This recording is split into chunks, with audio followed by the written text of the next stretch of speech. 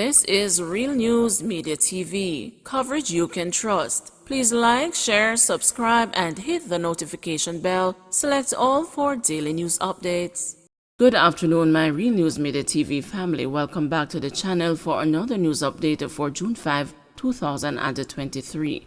And in the news this afternoon, parents grieve as innocent son loses life in confrontation between cops and his brother.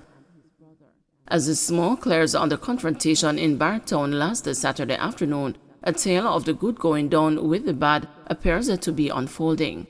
24-year-old Javon Henry, a law-abiding deaf-mute, was killed along with his brother, 20-year-old Jadine Henry, and 35-year-old Nestor Sadu Gallimore, who were both wanted for questioning regarding two recent double murders in Adelphi, St. James.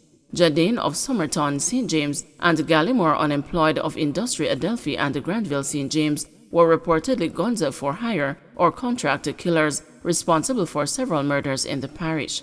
Jadine's mother should have turned him in. She is responsible for the death of my innocent son Javon. If I am wrong, I ask God to forgive me, said a grief-stricken Kingsley Henry, father of the two boys.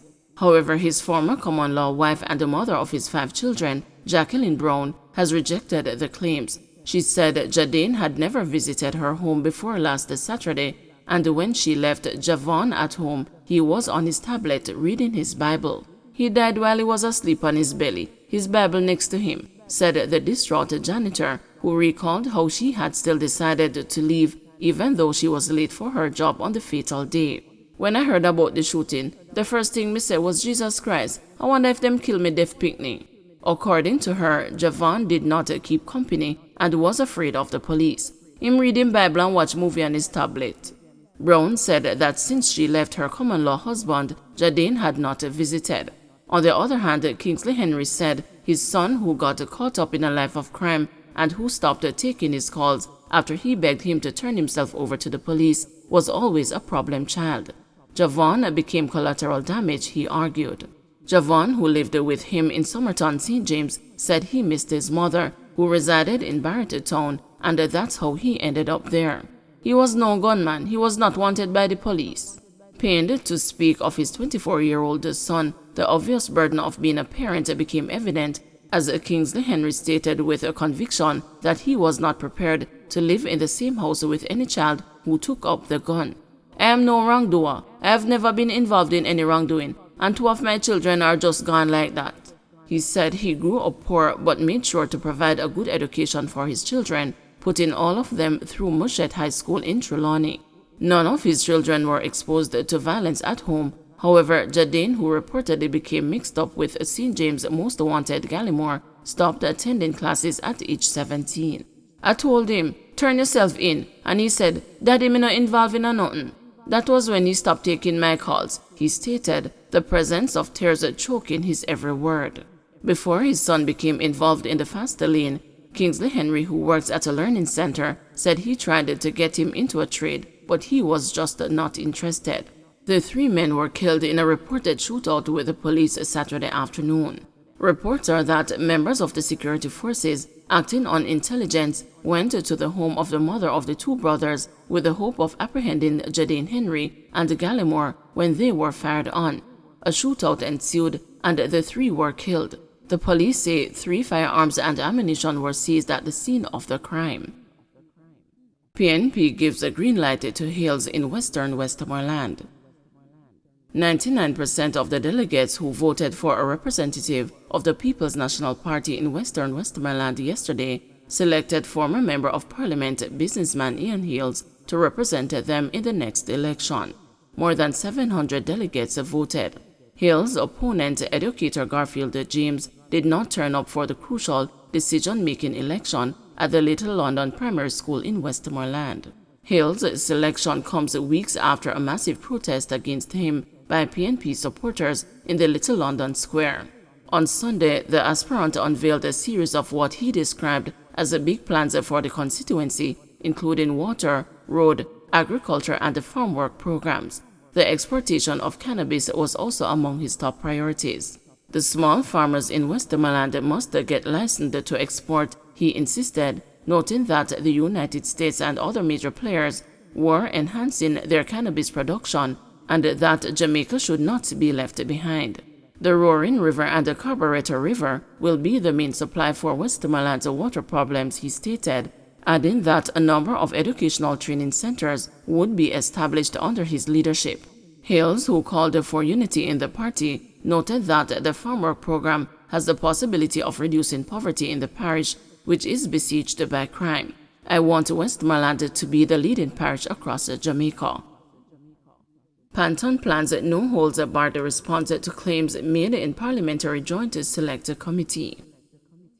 Retired Justice Seymour Panton, chairman of the Integrity Commission and the former president of the Court of Appeal, has indicated that he will be pushing today for the anti-corruption body to make a no-holds-barred response to any statements it considers false or misleading that may have been made so far by members of the Parliamentary Committee reviewing the Integrity Commission Act 2017. The attempt by some members of the Joint Select Committee to bar the public and the media from last Thursday's meeting did not escape the attention of Panton, who observed that there are some members who want to defang the Integrity Commission.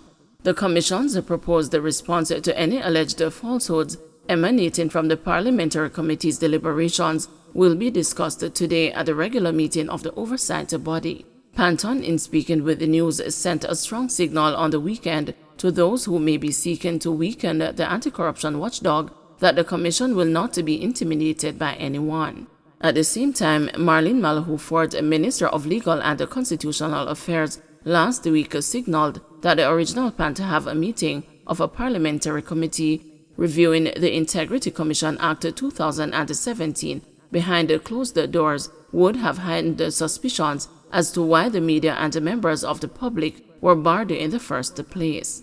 The media were first invited to cover the parliamentary committee meeting, only to be informed that it was closed and subsequently opened again. The news has been reliably informed that there were tense moments at the start of the deliberations before the media joined. Committee Chairman Edmund Bartlett threatened to adjourn the meeting twice and also warned that he would recuse himself and allow the committee to appoint a new chairperson to preside over the meeting. Bartlett was said to be peeved because his proposal for the committee to meet in camera in the form of a retreat was challenged by other members who argued that Parliament had informed the media that it was a regular committee meeting. In relation to a submission that was made by Everald Warmington, who is a member of the Joint Select Committee reviewing the law, the news has learned that Malahou-Ford indicated that it was unusual for a lawmaker to make recommendations to continue on which he sits and participates. Malahou-Ford, stressing that it was highly unusual, noted that she could not recall if it had happened before. At Thursday's meeting, Warmington participated in the discussions and will ultimately vote at the end of the deliberations on whether his own recommendations should be accepted. Bartlett is said to have admitted that it might be unusual for a committee member to make a submission, but noted that it had been accepted by the committee earlier. An informed source divulged that the Legal and Constitutional Affairs Minister also said she had concerns about how the Integrity Commission was operating. Last Thursday, Malahou-Ford accused the Integrity Commission of seeking to embarrass the Cabinet for failing to sign the Leadership Code of Conduct. Before the final decision was made to open the committee to the media, the news understands that a committee member, Senator Shereen Golding Campbell, said she was uncomfortable with the closure of the meeting. Golding Campbell, who has been serving as senator since 2020, cautioned her more senior parliamentary colleagues on how they had been proceeding. The news understands that Golding Campbell told the chairman that the committee did not have the discretion to close the meeting because it was not designated a retreat.